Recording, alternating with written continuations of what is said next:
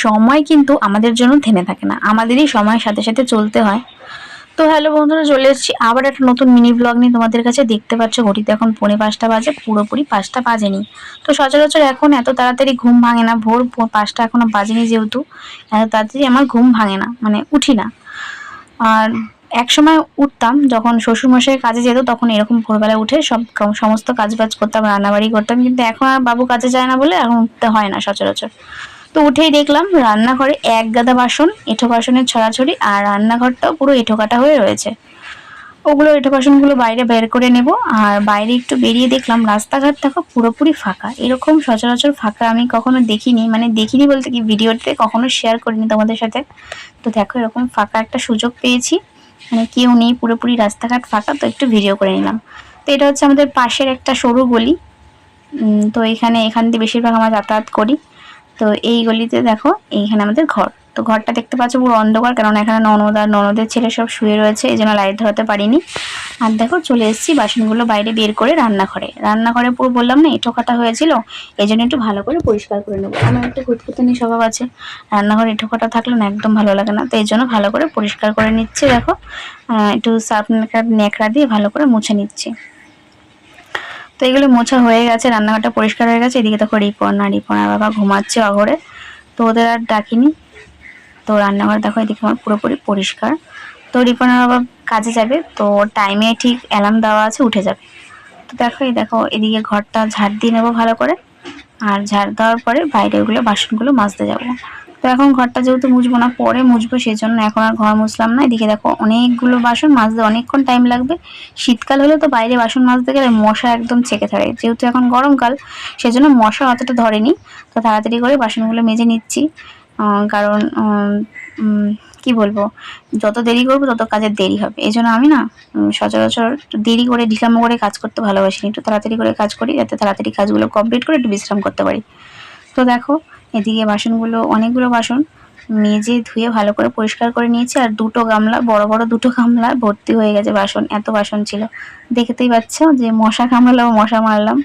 তো বাইরে না আমাদের ড্রেনের পাড়ে এদিকে অনেকটাই মশা, তো কিন্তু সেই তুলনায় এইবারে মশা একটু কমই কামড়েছে। আর এখন না বাইরে বেশি বাসন মাজে না, বেসিনেই মাজা হয়, কিন্তু অনেক বাসন যেহেতু বেসিনে পারবো না সামলাতে, আর বড় বড় হাঁড়ি করে সেগুলো তো মাজতে অসুবিধা হবে, এই জন্য বাইরে বাসন মাজছি।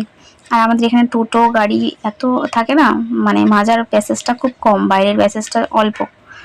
আর এদিকে দেখো বাসন মাজা আমার কমপ্লিট হয়ে গেছে। এদিকে কয়েকটা জামা কাপড় ছিল, সেগুলো ভালো করে কেচে ধুয়ে এখন পাশের গলিতে মেলে দেবো। এখানে একটা দড়ি টানানো আছে, এই দড়িটায় ভালো করে মেলে দেবো, কেননা আর উপরে উঠলাম না, ছাদে যেহেতু জায়গা আছে কিন্তু উঠিনি, আর উঠতে ইচ্ছা করছিল না যে উঠে আবার ছাদে মেলবো। তো এই গলিতে দড়িটায় ফাঁকা ছিল, আর ছোট ছোট যেহেতু জামা প্যান্ট, মানে ননদের ছেলের আমার মেয়ের ছোট ছোট জামা প্যান্টগুলো এখানেই মেলে দিচ্ছি, আর ওপরে উঠবো না।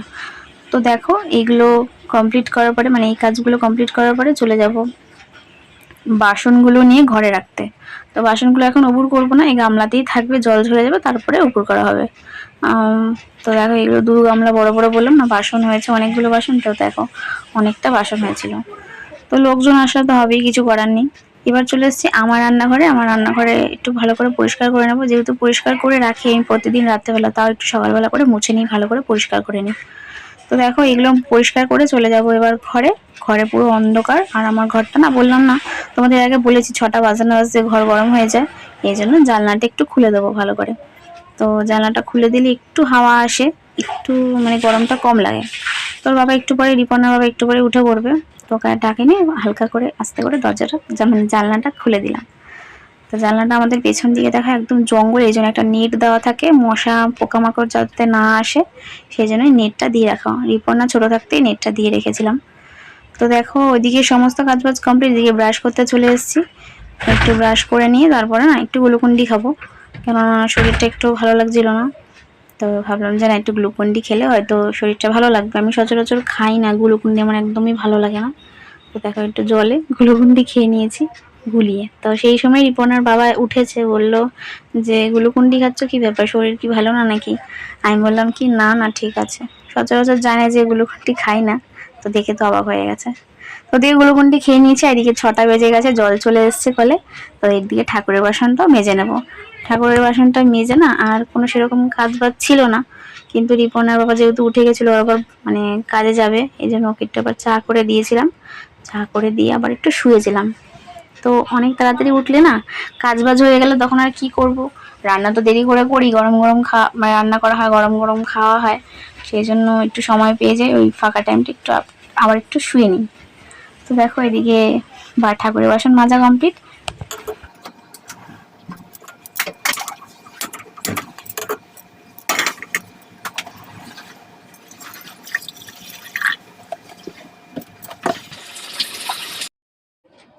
এদিকে দেখো আমি বসিয়ে দিয়েছি চা। তো লিকার চা করব আর আদা দিয়ে করব।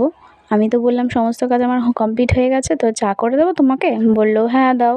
আরও স্নান করতে গেছে, স্নান করে এসে ওকে চাটা দিয়ে দেবো। আর চা খেতে খুব একটা ভালোবাসে না, সে লিকার চা বলো আর দুধ চাই বলো না কেন, কোনো দিন মানে চা খেয়ে যাওয়ার অভ্যাসটাও নেই। আর আমি ঘুম থেকে ওঠার আগেই ও চা কাজে চলে যায়। তো দেখো চা আমার কমপ্লিট করা হয়ে গেছে, আর দুটো বিস্কুট দিয়ে দিয়েছি চা। তাও বলছে যে এতটা চা দিয়েছো আমাকে। স্নান করে দেখো চলে এসেছে, রেডিও হয়ে গেছে, আর ঘামিয়ে যাচ্ছে, সেকেন্ডে সেকেন্ডে ঘামিয়ে যাচ্ছে, এতটা গরম। তো চা খেয়ে বেরিয়ে পড়ছে কাজে। তো এখন চলো ঘরে যাব। তো এখন বাজে 6:45। এখন আমি আমার ঘরে আসলাম, সমস্ত কাজ বাজ দিকে কমপ্লিট হয়ে গেছে, শুধু দুপুরে রান্নাবান্না আর সকালে রান্নাবান্না খাওয়া দাওয়া ছাড়া। তো সমস্ত কাজ বাজ যেহেতু কমপ্লিট হয়ে গেছে, এখন ভাবছি কি শরীরটা একটু খারাপ লাগছে, তো এখন এসে একটু শোবো, মানে একটু শোবো। এখন 7টা বাজতে যায়, ওই 9টা অবধি শোবো, তারপর উঠে সমস্ত বাকি যেগুলো কাজ আছে সেগুলো করবো। তো তোমরা ভিডিওটা দেখতে থাকো, আশা করি তোমাদের ভিডিওটা ভালো লাগবে। তো ঘুম থেকে উঠে পড়েছি, এখন লেগে পড়বো সংসারের যুদ্ধে। তো আজকের মতন ভিডিওটা এখানে শেষ করছি, নিয়ে আসবো তোমাদের জন্য একটা নতুন ভিডিও, ততক্ষণ আমার ভিডিও দেখতে থাকো। তো আজকের মতন এখানেই টাটা।